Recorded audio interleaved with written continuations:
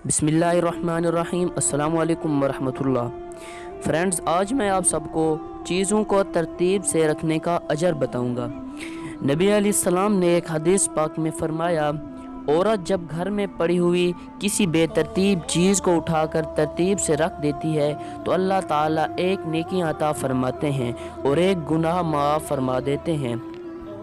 अब देखिए, हर औरत घर में बर्तन दुरुस्त करती है तो उसे कितनी नेकियां मिल जाती हैं और कितने गुनाह माफ़ हो जाते हैं।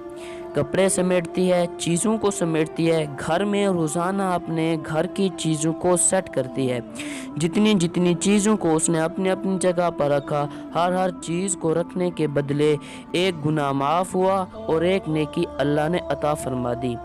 इस तरह देखिए कि एक औरत घर में कामकाज के दौरान कितना सवाब हासिल कर सकती है। अगर इस नीयत से घर को साफ रखेंगी कि लोग आएंगे और तारीफ़ करेंगे तो ये आपकी सारी मेहनत सफ़र हो गई। इसलिए कि मखलूक ने कह भी दिया कि बड़ा अच्छा घर है तो आपको क्या मिल जाएगा। अगर इतनी मेहनत करके और पसीना बहा के फ़कत लोगों की ज़बान से ही आपने सुनना है कि भाई बड़ा अच्छा घर है, तो अल्लाह फरमाएंगे फ़क़द क़ीला, ये कहा चुका। तो ये नीयत मत करें, नीयत ये करें कि मैं घर को सेट करूँगी क्योंकि मैं घर वाली हूँ और ये मेरी ज़िम्मेदारी है।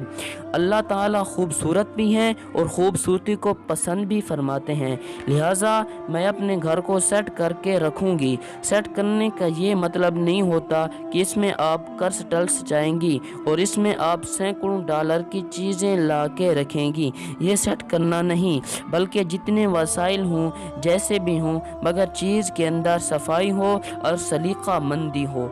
सफाई के लिए कोई डॉलरों की ज़रूरत नहीं होती, बल्कि इंसान ने अपने कपड़े तो धोने ही होते हैं, तो ज़रा साफ़ सुथरे कपड़े रखने की आदत डाल ले।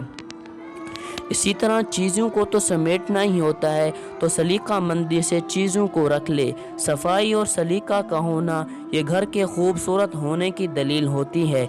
ये ज़रूरी नहीं होता कि वो ऐसा चिप्स का बना हुआ हो, ऐसे पत्थरों के बाहर के मुल्क से आए हुए हों, तब जाके घर खूबसूरत होता है। इसको समझने की कोशिश करें। उम्मीद करता हूँ कि आपको मेरी ये वीडियो अच्छी लगी होगी।